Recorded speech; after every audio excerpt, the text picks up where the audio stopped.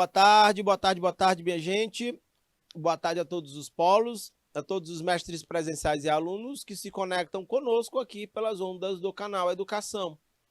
Estamos aqui voltando para continuar mais uma transmissão de aulas do curso técnico em administração.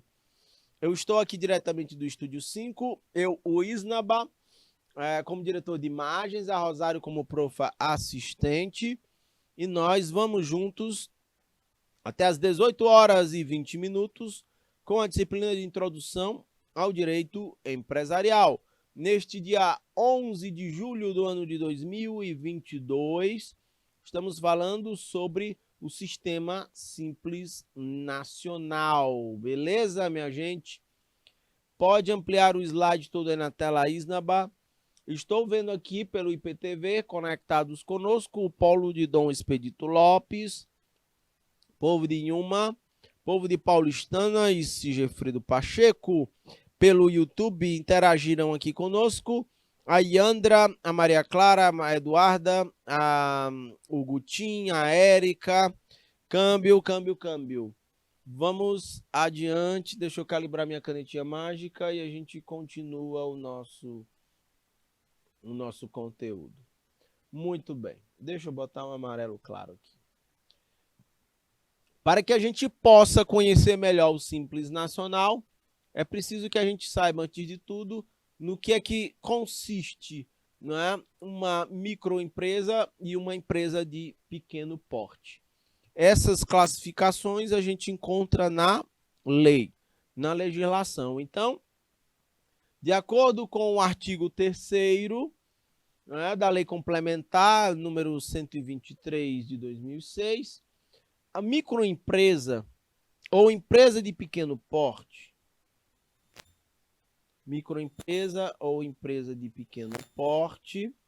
elas podem ser a sociedade empresária, a sociedade simples, a empresa individual de responsabilidade limitada, a chamada EIRELI. Foi uma das primeiras aulas que nós tivemos aqui na nossa disciplina. E o empresário, descrito no artigo 966.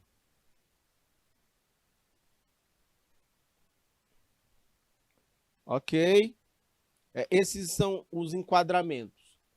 No que consiste uma micro e uma empresa de pequeno porte? Sociedade empresária. Vou circular para ficar mais claro aqui para vocês. Uma sociedade empresária, uma sociedade simples, vamos já caracterizar, uma empresa individual de responsabilidade limitada e o empresário. Todos esses elementos, eles podem se configurar como uma microempresa ou empresa de pequeno porte. Vamos adiante. Reflita. Seriam todas as atividades passíveis de serem enquadradas como microempresa ou empresa de pequeno porte para fins de adesão ao Sistema Simples Nacional? Seriam todas as atividades, não é? Elas poderiam se enquadrar nisso? Há algum ramo ou atividade econômica ainda não contemplada nessa lei complementar 123, que foi instituída no ano de 2006? Esses são questionamentos bem relevantes para a gente investigar, tá bom? Vamos adiante. Minha gente, os conceitos de microempresa e empresa de pequeno porte, conceito de ME e EPP, que é a empresa de pequeno porte, tem a ver com o respectivo porte, e é a lei que define isso, viu? A lei é quem vai definir, ela vai estabelecer critérios para que a gente possa medir, não é? Para que critérios mensuráveis, medir o quanto ao enquadramento de uma empresa jurídica nesta ou naquela categoria, microempresa ou empresa de pequeno porte. Ok? Temos critérios aí que vão ajudar a gente a agrupar isso. O critério utilizado do porte, aqui é importante, ó, o critério utilizado é o porte, e esse porte usa como base a receita bruta anual. Este é o critério utilizado. A receita bruta anual é o critério usado, né, para o enquadramento de uma empresa como microempresa ou como empresa de pequeno porte. Certo? É para esse número que a gente vai olhar, né? Para as faixas, né? Que variam de receita bruta de tanto a tanto. Aí ela vai se enquadrar nos referidos grupos. Para que uma empresa, por exemplo, seja qualificada como micro ou empresa de pequeno porte, a receita bruta anual deve equivaler à previsão constante na lei complementar. A lei vai definir qual é a receita, o volume, qual é o número de receita, o volume que vai ser usado como critério para esse enquadramento. Vamos continuar mastigando aqui. Dica: conforme o inciso 1º do artigo 3º da Lei Complementar 123/2006, a receita bruta, deixa eu destacar aqui em amarelo, a receita bruta é o produto da venda de bens e serviços. Ok? Nas operações de conta própria. É o preço dos serviços prestados. Ok? E é também o resultado nas operações em conta alheia. Isso aqui é receita bruta. Detalhe, vou destacar em outra cor aqui, não incluídas as vendas,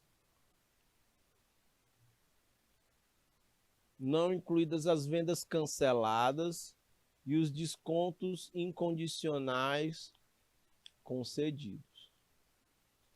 Isso aqui é uma lei que define o critério e que vai enquadrar essas empresas. Então, receita bruta é isso.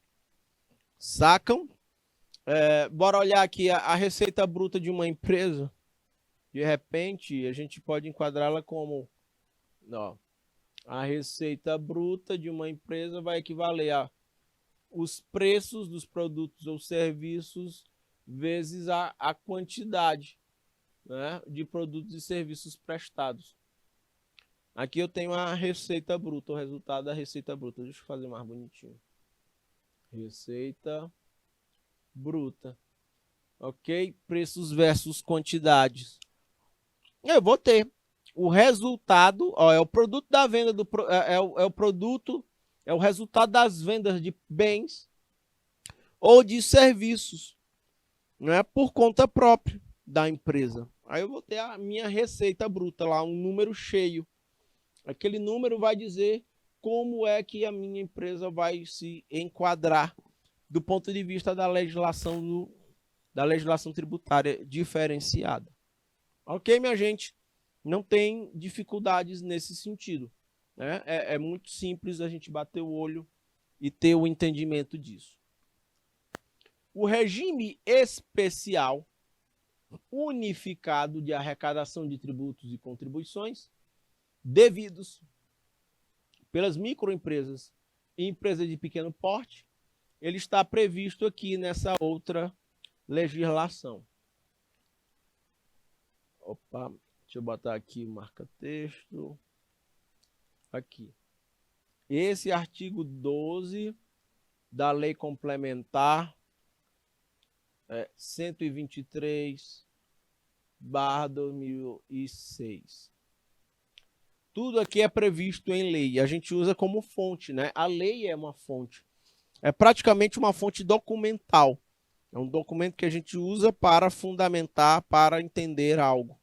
Então, é nesse artigo que vai tratar desse regime especial unificado de arrecadação de tributos. Volto a bater na tecla. A ideia disso é tentar simplificar para microempreendedores e empreendedores e empresas de pequeno porte, para que elas possam ter uma estrutura mais livre, no sentido de se movimentar na economia e no sentido de conseguir operar, né, com viabilidade. Vejam só. Trata-se do recolhimento que é feito mensalmente por intermédio de documento único de arrecadação dos seguintes tributos. É um documento único em que é preciso arcar com todas essas obrigações tributárias. Quando você institui uma empresa, quando você cria uma empresa, naturalmente você já gera ali já é um fato gerador de obrigações tributárias. Aquilo já gera um crédito tributário para o fisco, entendem?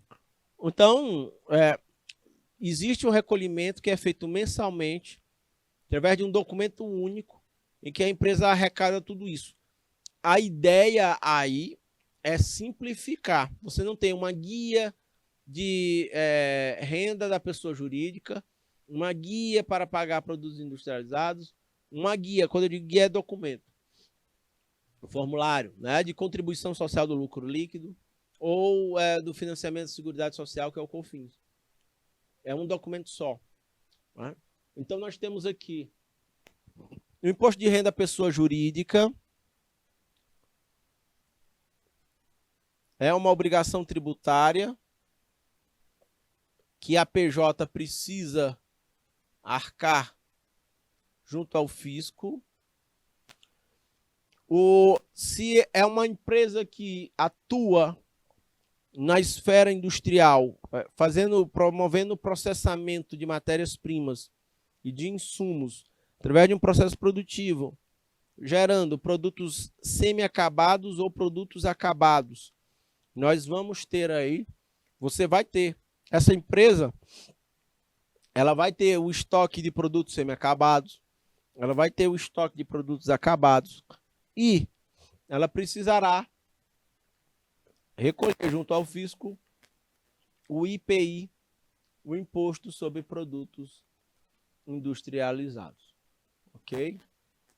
É uma das formas que o governo federal, aqui é de competência federal, ele cobra e arrecada das empresas de natureza jurídica. Tem uma outra aqui, que é a CSLL. É uma sopa de letra, né?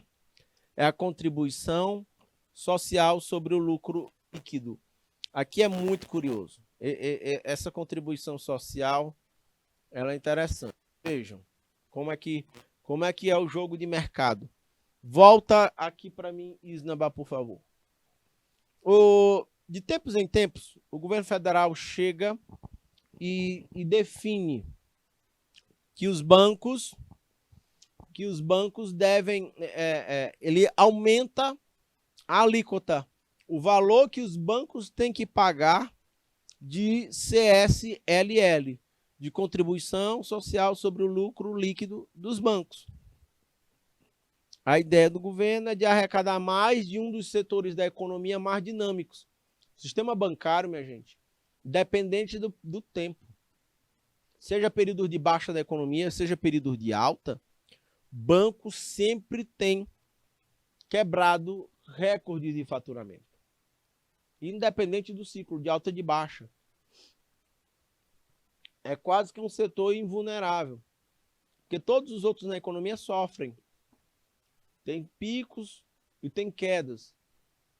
O banco é difícil isso acontecer.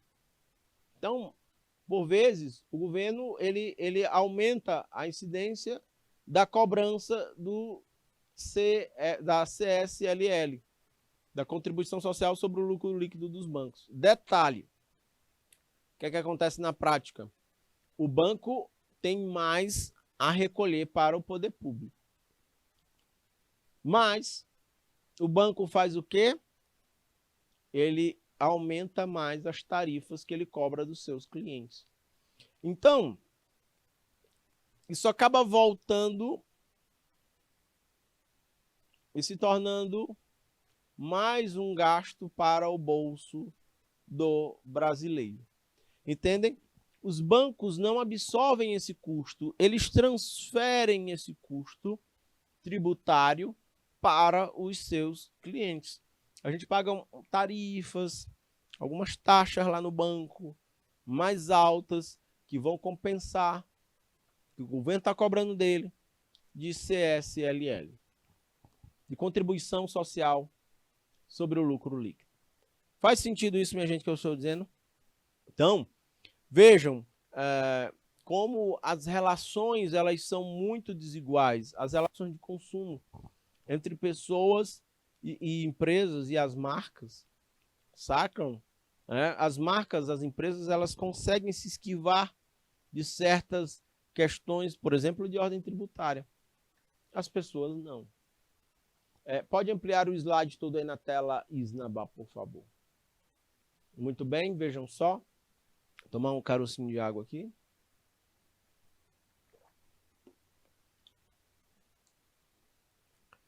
Um outro ponto é a contribuição para o financiamento da Seguridade Social.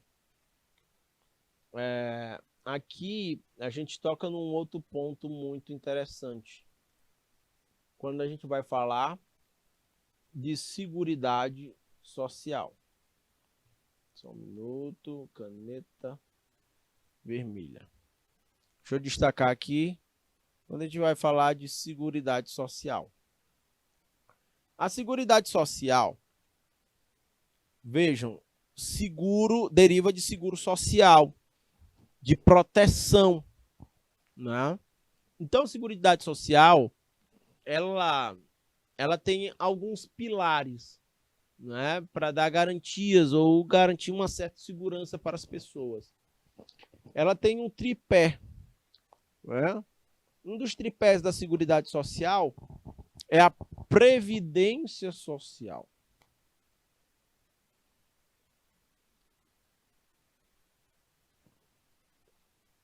Previdência. Previdência Social. A Previdência Social, minha gente, é a que... Deixa eu ver se eu escrevo mais bonitinho sem a caneta. Que eu estava escrevendo mais bonito sem a caneta. Vou ver aqui. Caneta vermelha. Só um instante. Previdência. Aí, ficou mais bonitinho mesmo. Previdência Social. Sacam? Mas um outro elemento dos gastos da Seguridade Social são gastos com saúde. Só um instante.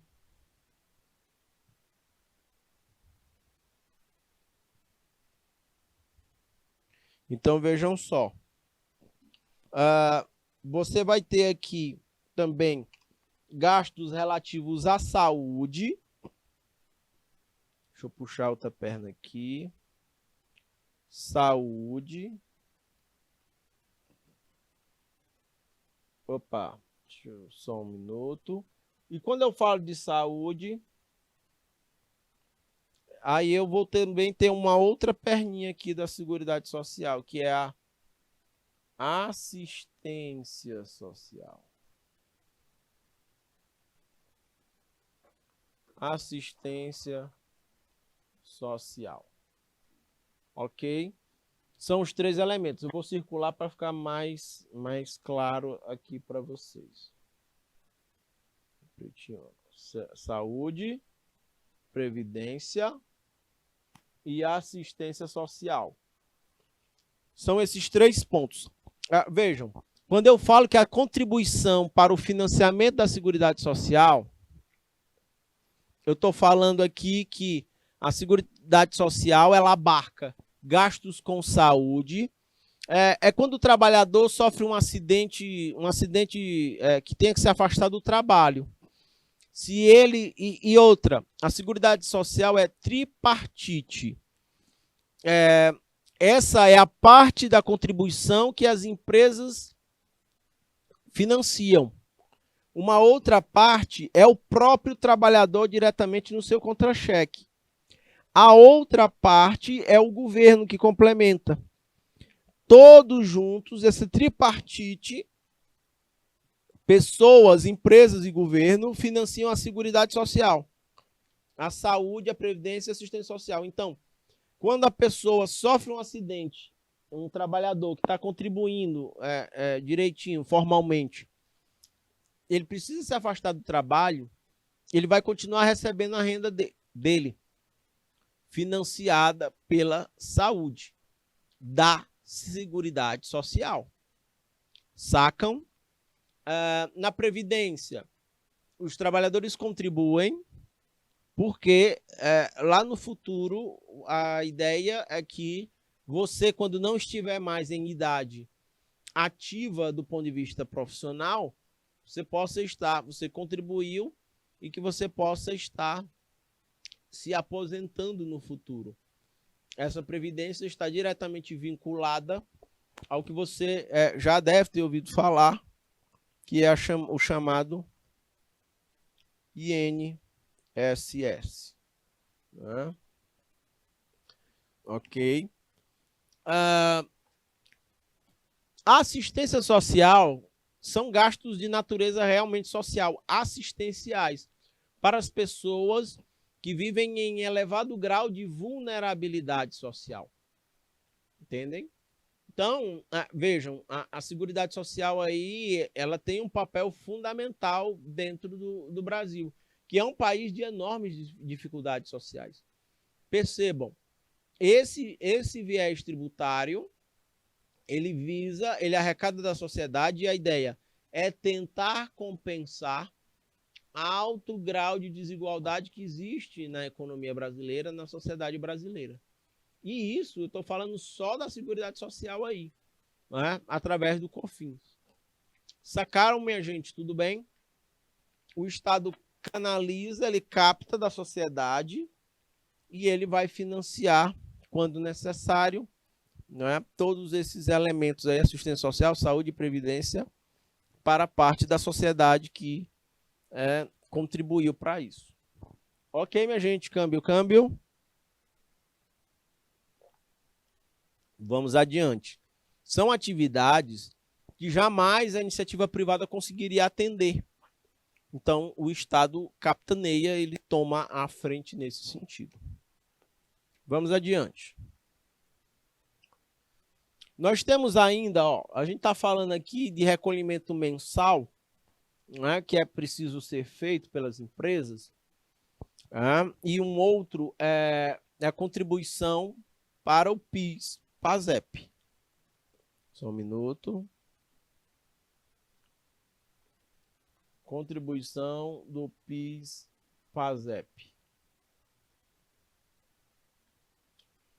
E uma outra é a contribuição patronal previdenciária, a CPP. Tá bom? O imposto sobre operações relativas à circulação de mercadorias. Eu vou só marcar aqui o ICMS. Aqui é competência estadual.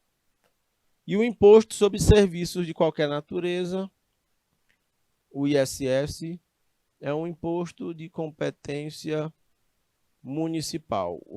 A Câmara legisla, aprova, o prefeito sanciona e o imposto é criado.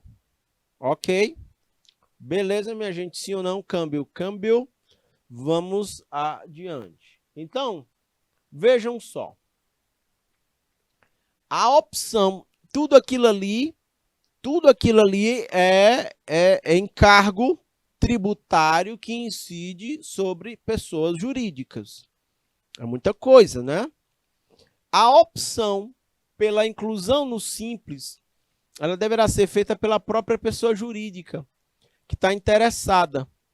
Óbvio, ela precisa estar dentro das condições, dos critérios previstos na lei.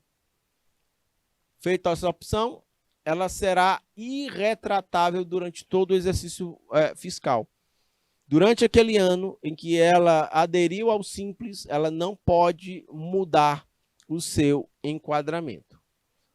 A Lei Complementar 123, que está dita aí em cima, ela traz em seus anexos, ela vai dizer lá, ó, a Lei 123 de 2006, ela tem nos seus anexos todas as alíquotas que serão aplicadas às microempresas ou empresas de pequeno porte. As alíquotas são os percentuais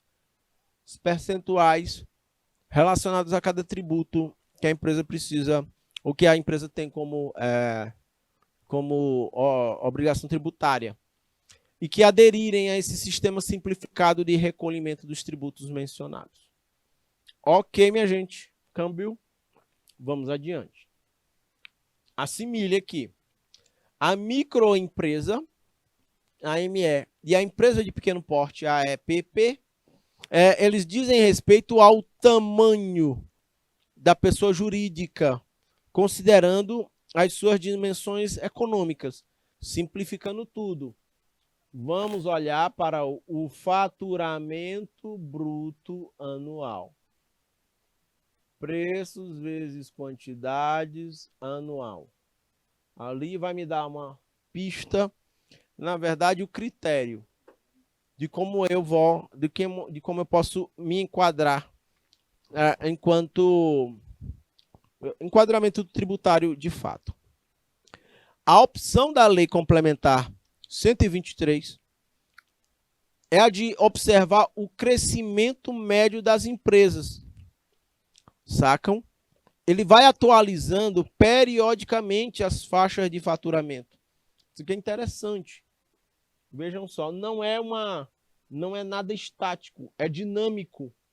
É importante observar o crescimento médio dessas empresas, atualizando periodicamente as faixas de faturamento anual para cada uma, porque a coisa é dinâmica, a empresa vai crescendo, o faturamento vai aumentando, é preciso que isso seja monitorado, de forma que toda vez que a empresa aumentar e o faturamento ultrapassar a faixa, ela possa mudar o seu enquadramento, de modo que ainda possa se optar pelo regime de tributação do Simples Nacional, de acordo com o desenvolvimento econômico do país. Sacam? Então, esse é um ponto muito interessante. Tem questões interessantes trazidas por essa lei 123 do Sistema Simples Nacional. Ele diz respeito à previsão do chamado microempreendedor individual. Vamos tentar entender isso aqui. Para todos os efeitos, aquele que atende a definição de empresário, de acordo com o artigo 966, ou que exerça atividade de industrialização, de comercialização, ou preste serviços no âmbito rural e que não tenha faturamento anual que exorbite os limites previstos na respectiva lei. Esse indivíduo será entendido como um microempreendedor individual. Se ele desenvolver atividades industriais, comerciais ou preste serviços no âmbito rural e não tenha faturamento anual mais do que os limites previstos na lei, esse indivíduo será tratado como microempreendedor individual. Ok? Deixa eu botar aqui no marca-texto, fica mais bonitinho aqui. será um microempreendedor individual. Ok, vamos adiante.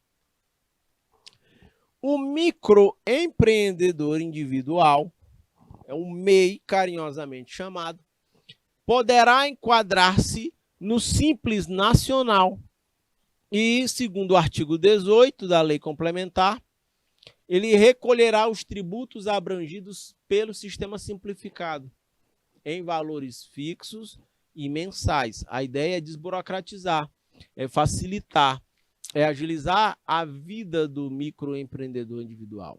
Ok, minha gente?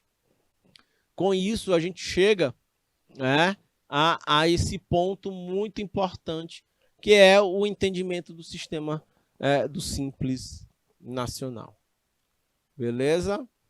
Eu tenho aqui no Simples Nacional um fluxograma que eu quero mostrar aqui para vocês. Vejam só. Deixa eu botar aqui o vermelhinho, caneta vermelha. E é isso. Saquem só. Simples Nacional. O que é que a legislação define como faturamento bruto anual? O limite de faturamento de uma empresa para ela se enquadrar como MEI é de 4,8 milhões faturados em 12 meses.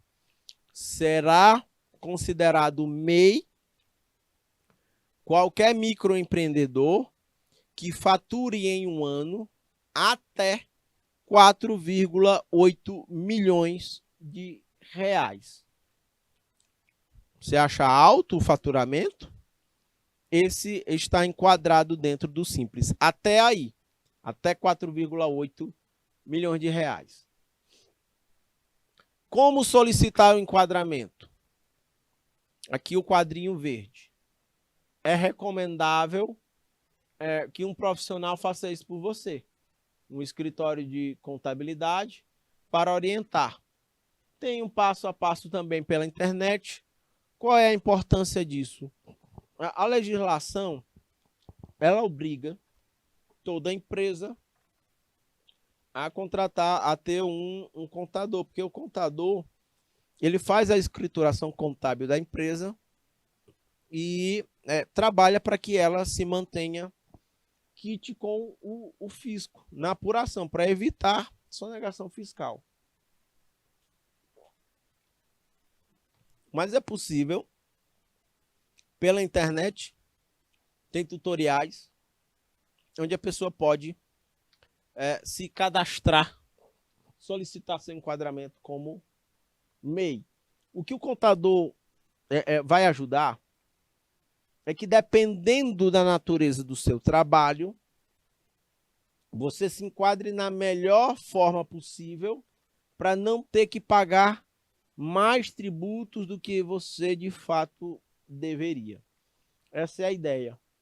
Vai que você se enquadre como MEI, só que durante o ano você de repente fature mais de 4,8 milhões de reais. Ali já vai dar um problema, vai dar uma inconsistência entre a forma como você quis se enquadrar e o que de fato aconteceu na operação da empresa, entendem? O contador vai avaliar qual é o melhor tipo de enquadramento, né? E olhando para o volume de tributos que você tem que pagar ao fisco. Essa é a ajuda muito estratégica. Vejam aqui, anexo simples. Você vai precisar de uma atividade de comércio ou de indústria ou atividade de serviços. A minha empresa pode optar pelo Simples. Existe uma limitação de atividades no Simples Nacional, que é uma combinação de fatores. Pode fazer uma consulta pelo CNAE, é um cadastro de atividades produtivas, e saber se dentro daquela atividade que você pretende, se você pode aderir como Simples Nacional. Aí, aqui no quadrinho cinza, o que é? O que é o Simples Nacional? É um regime tributário administrado pela Receita Federal, ok? Ainda sobre o Simples. Quais são os benefícios do Simples? Simplificação na apuração dos valores, recolhimento através de uma guia única de vários tributos, eliminação do SPED e avaliação da oligarquia dos impostos. Você vai ter uma avaliação para saber de fato, né, o que de fato a empresa deve ao fisco e para que possa quitá-la lá. Né? Isso vai ser importante. Por que que o Simples possui tantos anexos? É porque, com base na divisão dos anexos, é que o governo vai tentar fazer justiça tributária em relação às atividades que a empresa faz. Ainda existem atividades que não podem ser enquadradas no Simples. Por exemplo, banco não entra no Simples. Corretor de imóvel não entra no Simples. Ok? Continuando aqui. A gente viu o anexo 1, atividade de comércio. Atividade 2, indústria. Atividade 3, 4, 5 e 6, né? Serviços. Aí vamos de anexo 3. O anexo 3 ele serve para enquadrar atividades operacionais como um digitador, um editor de imagem, promoção de vendas, por exemplo. Podem se enquadrar como simples e não faturar mais de 4,8 milhões de reais por ano. No anexo 4, não possui a contribuição previdência patronal. Então, entra aqui como Simples Nacional advogado, advocacia e construção civil. Não é? Porque, vejam, não possui contribuição previdenciária patronal. No anexo 5, as principais atividades desenvolvimento e licenciamento de softwares, leva-se em conta os gastos com folha, pagamento e receita. E o anexo 6 são atividades técnicas, científicas e culturais. Também leva-se em conta folha de pagamento e receita para saber se pode se enquadrar dentro do Simples Nacional. Ok, minha gente? Câmbio, câmbio, câmbio. Vamos adiante. Eu quero com vocês agora compartilhar uma tela que eu pedi para o Isnaba abrir aqui no navegador e quero fazer umas reflexões aqui com vocês. Pode ampliar aí, Isnaba. A gente está falando de negócio, de empresa, de enquadramento da empresa, mas uma coisa muito importante é que a gente tenha uma noção de como o negócio funciona. Não basta as guias, não basta o trâmite burocrático, a gente precisa ter a noção do negócio, de funcionamento, as conexões, o que é necessário. E isso vai além do trâmite burocrático que a gente está discutindo aqui ao longo de toda a aula. Então, eu quero mostrar aqui para vocês o Business Model Canvas. É uma metodologia de análise de negócios bem interessante. Ela casa muito, porque ela serve para grandes negócios, pequenos, empresas de pequeno porte, micro empreendedor individual, para empresas já consolidadas. Deixa eu aumentar aqui a fonte para ficar melhor para vocês.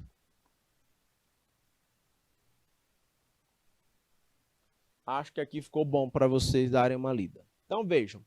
O Business Model Canvas, ele é uma ferramenta para desenvolver um modelo de negócio.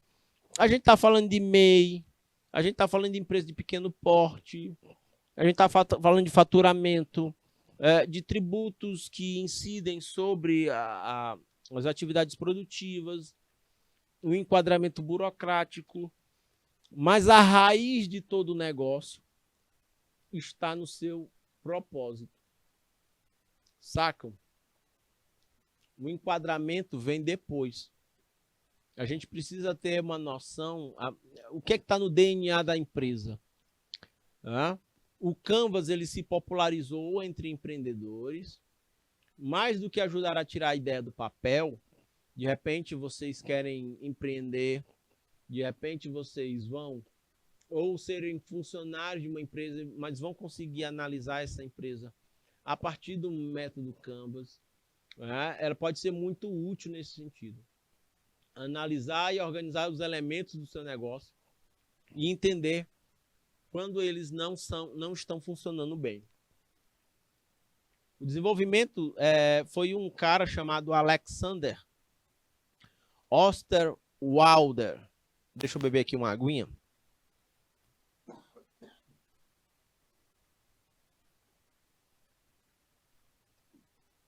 Ok.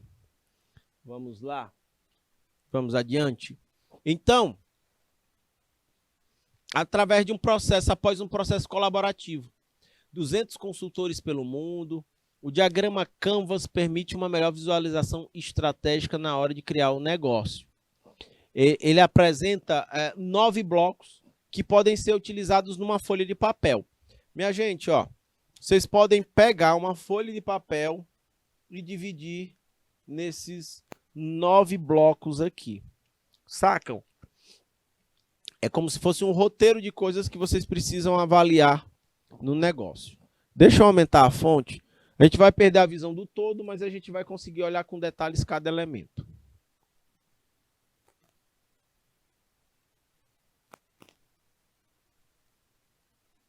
Topou aqui. A gente começa pela proposta de valor. Sacam?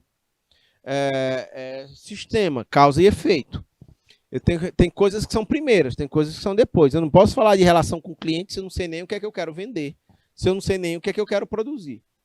Como é que eu quero ir direto para... eu quero ter... Quais são as minhas fontes de receitas? Se eu não sei nem o que é que eu quero fazer.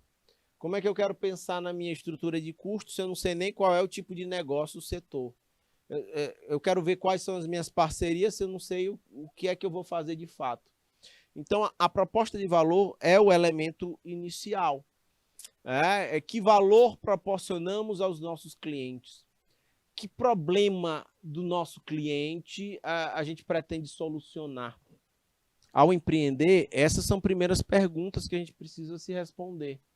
Que pacotes de produtos ou serviços vamos oferecer a cada segmento de mercado?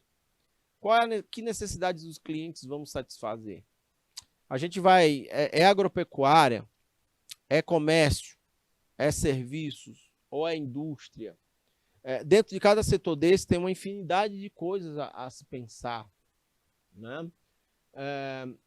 Qual é o produto? Qual vai ser o designer dele? Qual vai ser o preço? Custo? Qual é... São esses os detalhes da minha proposta de valor. A partir daqui, aí eu posso estar pensando no meu segmento de mercado. Eu diminuí aqui o tamanho. Um minuto. Segmento de mercado.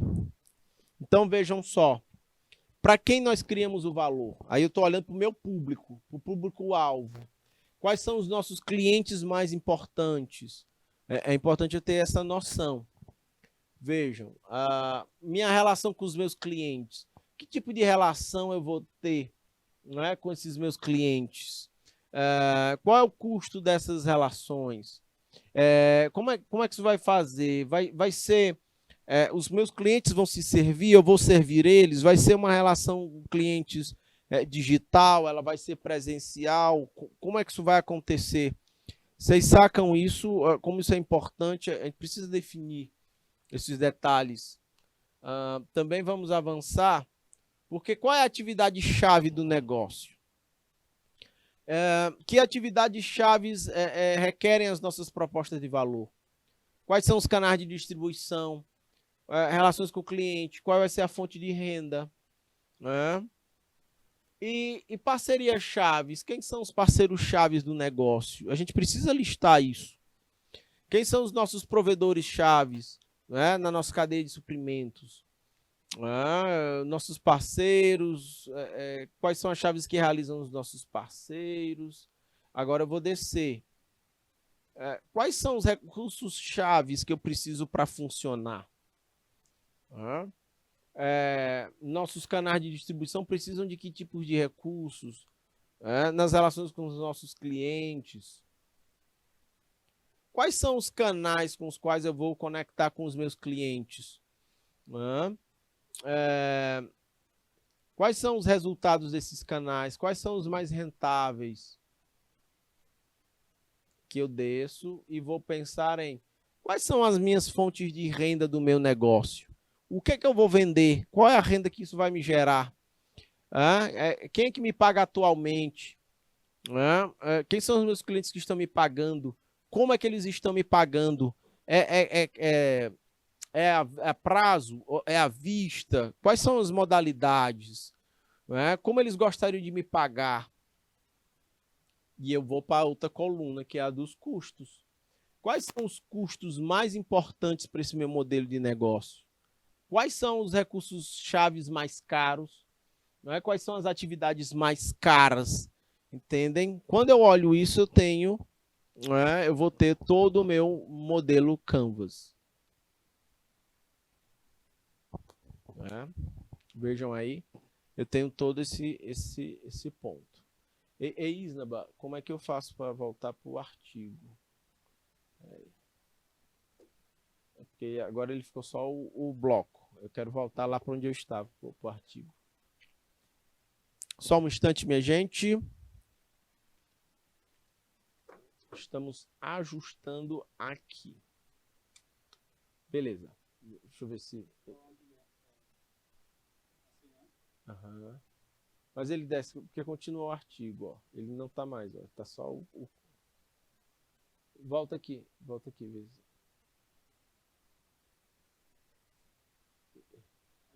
Isso. Se eu só diminuir aqui. Muito bem. Opa. Aqui. Saiu de novo aqui. Só um instante, minha gente. Faz parte do processo. Aqui. Beleza. Então, sobre os blocos, aí está aqui, né? Nesse site, ele vai deixar claro como é que se olha para o Canvas. E aqui tem um modelo, inclusive, de software. Deixa eu dizer aqui para vocês, vejam. Proposta de valor principal. O acesso a software de produtividade com manutenção, suporte e atualizações incluídas. Essa é a proposta de valor dessa empresa. Qual é o segmento de clientes? Eles vão vender software para empresas. O relacionamento com o cliente, self-service ou suporte dedicado. Ou o cliente mesmo, ele se resolve, ele compra, instala e usa, ou vai ter um suporte dedicado da própria empresa para com o cliente. Isso vai variar de acordo com o preço que o cliente está disposto a pagar. Conferências e eventos vão ser promovidos nesse sentido, aproximando a marca com clientes. Canais. Vai ser através da internet, de website, né, e aplicativos nas plataformas Android e iOS. E força de vendas, equipe de vendas em campo oferecendo essa solução para as empresas. Um software que venha ajudar no gerenciamento da produtividade com manutenção e suporte atualizados. A atividade-chave do software é desenvolvimento e manutenção de plataforma. Outra atividade-chave é vendas e suporte do software. Parcerias chaves, fornecedores de infraestrutura. Vamos ver outras dimensões. Qual é a fonte de receita? Os clientes vão pagar uma assinatura mensal por pacote de uso ou número de usuários. E a estrutura de custos, desenvolvimento e manutenção da plataforma, infraestrutura de parceiros, equipes de vendas. Aqui é um exemplo, sacam? Então, assim, nós temos aqui, tem mais exemplos aqui. Mercado Livre, né? É o site. Qual é a proposta de valor do site? Mercado Livre. É o acesso a um grande número de produtos num ambiente confiável, né? E acesso a um grande número de consumidores. Essa é a proposta de valor. Qual é o segmento de clientes? Consumidores e pequenos varejistas virtuais. Aqui essa última coluna aqui, ó, o segmento de cliente. Depois dela eu venho para o relacionamento. É o SAC, que é o Serviço de Atendimento ao Consumidor, né? E o sistema de avaliações também. Quais são os canais que o Mercado Livre se conecta com seus clientes? Website Mercado Livre. E também tráfego urbano, tráfego orgânico, na verdade. Okay? São anúncios que vão sendo divulgados pelas redes sociais, pela internet. A atividade-chave muito importante para o Mercado Livre. Auditorias e ações antifraudes para evitar problemas, né, de vendas pela internet e que frustrem a experiência dos consumidores. E gestão de qualidade dos pequenos varejistas. O recurso-chave do Mercado Livre é plataforma tecnológica e as marcas de produtos lá vendidas, inclusive a marca própria, Mercado Livre. Parceria-chave, diversos. Fonte de receitas. O Mercado Livre tem como fonte de receita tarifas de anúncios, vendas, fretes e intermediação de pagamento. Quais são os custos do Mercado Livre? Custo de manutenção da plataforma, antifraude, medidas antifraude e equipe. Vejam, a gente consegue, nessas 9 áreas, nesses 9 blocos aqui, a gente consegue ter uma visão geral do negócio. Então, onde é que eu quero chegar? É que, por mais que a gente tenha tratado dos enquadramentos burocráticos do ponto de vista tributário, que uma empresa precisa ter para se enquadrar como simples nacional, de repente MEI ou empresa de pequeno porte, é importante que o empresário, que o empreendedor tenha esta visão de negócios que o Canvas permite que a gente observe. Ficou claro, minha gente? A partir desse documentinho aqui, é que a gente parte para a parte mais burocrática, contábil, jurídica, entendem? Porque aqui, inclusive, precisa estar muito conectado com a visão do empreendedor. Olha aqui, o modelo de negócios da Nubank. Cartão de crédito 100% digital, sem anuidade. Qual é o segmento de clientes do Nubank? Jovens até 35 anos, abertos a inovações e novas tecnologias. Qual é o relacionamento? Saque personalizado e o aplicativo mobile, né, pelo celular. Canais, aplicativo mobile. O Nubank não tem estrutura, né? É o aplicativo. Qual é a atividade-chave do Nubank? Atendimento aos clientes, análise e concessão de crédito. Qual é o recurso-chave do Nubank? Marca e uma cultura forte, além de tecnologia. É um banco digital. E quais são os parceiros-chave do Nubank? A bandeira Mastercard e fundos de investimento. Sabe como é interessante? Qual é as receitas do Nubank? Percentual sobre as transações e financiamento de faturas, os juros. Estrutura de custo do Nubank, equipe, estrutura física e tecnológica. Sacaram? É muito interessante. Então, pode voltar para o slide lá, Isnaba, por favor. Então, o Canvas ele vai permitir isso, é muito massa, é muito interessante. Podem dar uma pesquisada pelo Google, que vocês vão encontrar muita coisa. Pode ajudá-los a amadurecer, de repente, se vocês tiverem a ideia de empreender. Então, primeiro Canvas, depois venham a pesquisar sobre enquadramento em MEI ou empresa de pequeno porte. Ok? Câmbio. Vamos adiante. Só um instante. Hora de praticar. Vejam só. Primeira questão. Vamos resgatar aqui alguns conceitos importantes durante a aula de hoje, como forma de reter o conhecimento já trabalhado na aula de hoje. Pode compartilhar aí na tela.